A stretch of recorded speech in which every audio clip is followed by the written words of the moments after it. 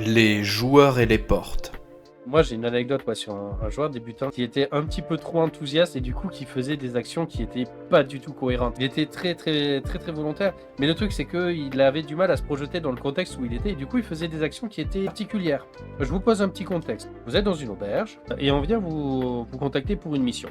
On vous expose la mission, on vous explique ce que vous avez à faire, vous l'acceptez, vous vous dirigez vers la porte de l'auberge.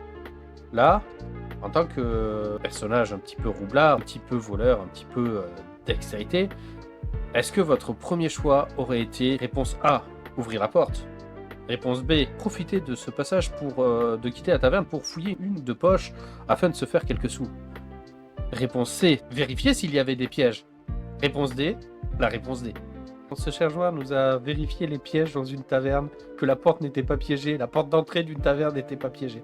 Un joueur excessivement prudent. Sachant qu'il a refait la même dans la rue principale de la ville, un peu plus loin, il fait « Je vais vérifier s'il n'y a pas un piège. » Non, il y a... Enfin, c'est la rue, quoi. Non, il n'y en a pas.